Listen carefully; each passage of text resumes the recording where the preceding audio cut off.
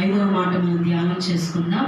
చూడండి, యోహాను సువార్త 19వ అధ్యాయము 5వ వచనం మనం చదువుకుందాం. యోహాను సువార్త 19వ అధ్యాయము 5వ వచనం చదువుకుందాం. యోహాను సువార్త 19వ అధ్యాయము 28వ వచనం, క్షమించండి 28వ వచనం. అటు తరువాత సమస్తమును అప్పటికి సమాప్తమైనదని యేసు ఎరిగి లేఖనము నెరవేరునట్లు నేను దప్పికొనుచున్నానెను. దేవునికి స్తోత్రం కలుగును గాక. హల్లెలూయా. ప్రభువైన యేసుక్రీస్తు వారు చెప్పబడినటువంటి సిలువలో పలికినటువంటి 7 మాటల్లో ఇది 5వ మాటగా కనబడుతుంది. యేసుక్రీస్తు వారు ఏం చెప్తున్నారు 5వ మాటలో అంటే, నేను దప్పిక కొనుచున్నాను. దేవునికి స్తోత్రం కలుగును గాక. హల్లెలూయా. నేను దప్పిక కొనుచున్నాను. ఇంకా ముందు మాట చూస్తే, అటు తరువాత సమస్తమును అప్పటికి సమాప్తమైనదని యేసు ఎరిగి. దేవునికి స్తోత్రం కలుగును గాక. చెప్పబడిన మాటలు చూస్తే అంతా కూడా సమస్తమును అప్పటికి సమాప్తమైనదని. చూడండి, ఆ మాటలు అర్థమైనట్టే ఉంటుంది. అంటే యేసుక్రీస్తు వారు కల్వరిశిలువలో బలియాగం అవుతూ ఆయన రక్తమంతా కూడా కారిపోయి చెమట రక్తముగా మార్చబడినప్పుడు, చూడండి ఒక మాట ఒకసారి చూద్దాం. లూకాసు వార్త 22వ అధ్యాయము 44వ వచనంలో, ఆయన వేదన పడి మరింత ఆతురముగా ప్రార్థన చేయగా ఆయన చెమట నేల పడుచున్న గొప్ప రక్త బిందువు వలె ఆయను. దేవునికి స్తోత్రం కలుగును గాక. హల్లెలూయా. శరీరములో ఏమీ మిగిల్చబడలేదండి. అంటే చెమటంతా కూడా కాలిపోయింది. మనిషిలో చెమట పట్టట్లేదు అంటే అదొక రకమైనటువంటి వ్యాధి. చెమట ఎక్కువగా పట్టింది అంటే మనిషిలోకి ఏం కలుగుతుంది తెలుసా? నీరసం కూడా వస్తుంది. చూడండి, అంటే దేవునికి అంటే ప్రభువైన యేసుక్రీస్తు వారు కల్వరిశిలువలో ఉన్నప్పుడు అటు తర్వాత సమస్తమును అప్పటికి సమాప్తమైనదని. అంటే ఆయన కల్వరిశిలువలో చూస్తూ అందరి ఎంత చూస్తూ, అంటే ఆ చూపులో కూడా ఏముంది తెలుసా? ఇక లేదు. ఆ చూపులు అంటే చనిపోయే ముందు ఆయన చూపులు అంటే ఇక నీరసమే కనిపిస్తుంది. శరీరంలో ప్రతి రక్త బిందువు అంతా కూడా కారిపోయింది. రక్తం అంతా కూడా కారిపోతుంది. అంటే చూడండి, మనం కొన్నిసార్లు కనుక చూస్తే, మనం డ్రింక్ బాటిల్ తాగుతున్నాం అనుకోండి, అయిపోయిన తర్వాత ఏమనిపిస్తుంది? అప్పుడే అయిపోయిందా అనిపిస్తుంది. లేకపోతే డ్రాప్స్ పడితే బాగుండు అనిపిస్తుంది. అలాగే ఇంకా ఏదైనా కానీ, అది ఏదైనా కానీ, మనం తాగే పదార్థమైన కావచ్చు, రుచికరమైనది ఏదైనా కానీ, మనకు అది ఇష్టమైనప్పుడు తాగేటప్పుడు అప్పుడే అయిపోయిందా, ఇంకొద్దిగా ఉంటే అందులోనే ఉంటే బాగుండని చెప్పి బాటిల్ ఏం చేస్తారు? రావాలి, ఇంకా రావాలి, అదంతా అని చెప్పేసి మనం అనుకుంటూ ఉంటాం. కానీ ఇక్కడ యేసుక్రీస్తు వారు చెప్తున్నారు, అటు తరువాత సమస్తం అంతా కూడా అప్పటికి సమాప్తమైనదని ఎరిగారు. దేవునికి స్తోత్రం కలుగును గాక. హల్లెలూయా. అంటే ఆయన చేయవలసిన పనులన్నీ కూడా అయిపోయినాయి అని చెప్పి ఎరిగి, అంటే అన్ని పనులన్నీ అయిపోవడం కాదు, అప్పుడు యేసుక్రీస్తు వారు రక్తం కారిపోతా ఉంది. అంటే ఇంకా శరీరంలో కొంత భాగమే ఏదైతే ఉందో, శరీరం నుంచి కారేటువంటి ప్రతి చెమట ఇక్కడి నుంచి కాళ్ళ వరకు కూడా, మనకి ఇప్పుడు ఎండాకాలమే కాబట్టి ఇక్కడి నుంచి ఇక్కడ వరకు కారుతా ఉంటుంది. ఆ బిందువును చూసారా? చెమట బిందువు ఎలాగైతే కనుక ఎంత ఫాస్ట్గా వచ్చి కాళ్ళ దాకా చేరుకుంటుందో, అలాగే యేసుక్రీస్తు వారు కూడా అప్పటికి సమాప్తమైనదని ఎరిగి, అంటే ఇక ఏమీ లేదు, శరీరంలో బలం అనేది లేదు, ఇక ఏమాత్రం కూడా పుంజుకోవడానికి శక్తి అనేది లేదు. కానీ ఆయన ఎరిగి అంటున్నారు కదా, నాకు దాహం వేస్తుంది, నాకు దప్పిక కలుగుతుంది, నేను దప్పికనేనాను అని చెప్పి ప్రభువైన యేసుక్రీస్తు వారు చెప్తున్నారు. దేవునికి స్తోత్రం కలుగును గాక. హల్లెలూయా. ఏమండి, ఇంత శ్రమ కలిగినప్పటికీ కూడా, ఎంత వేదన కలిగినప్పటికీ, కలగటం కాదు, ఇద్దరులే అంటే శత్రువే అనుకోవాలి. మనమైతే ఏమనుకుంటాం అండి, వాడు అలాంటివాడు ఇలాంటివాడు అని చెప్పి వాళ్ళకి పేర్లు పెడతాం. కానీ యేసుక్రీస్తు వారు ఏమాత్రం కూడా ఇతరులకు పేరు పెట్టకుండా, అందుకే మొదటి మాటలు ఏమన్నారు? తండ్రి, వీరేమి చేర్చున్నారో వీరు ఎరుగరు కనుక వీరిని క్షమించు అన్నారు. ఏమాత్రం కూడా ఇతరులకు కూడా పేరు పెట్టకుండా తండ్రి ఏం చేశాడంటే నలిగిపోయింది.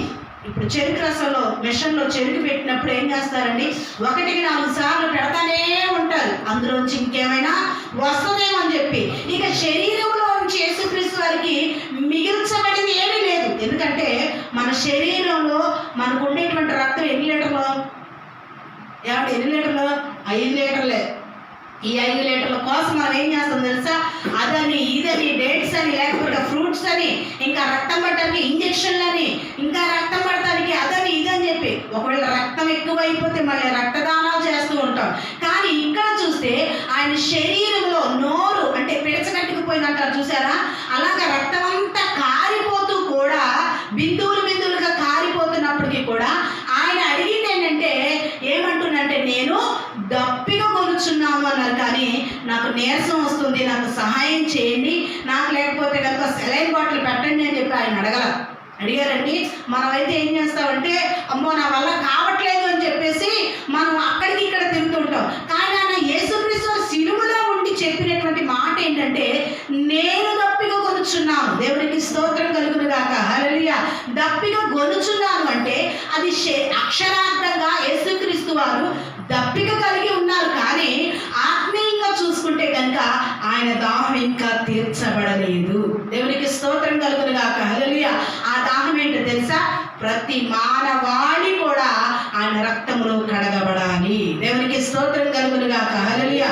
ప్రతి ఒక్కరు కూడా పుట్టినవారు గిట్టినవారు ప్రతి ఒక్కరు రాబోయే తరముల వారందరి కొరకు ఆయన చేసినటువంటి బలియాగం ఏదైతే ఉందో ఆ బలియాగం కొరకు ఆయన తపన పడుచున్నాడు. దేవునికి స్తోత్రం కలుగును గాక, హల్లెలూయా. అందుకు అంటున్నాడు నేను దప్పిగా కొనుచున్నాను అంటున్నారు. దేవునికి స్తోత్రం కలుగును గాక, హల్లెలూయా.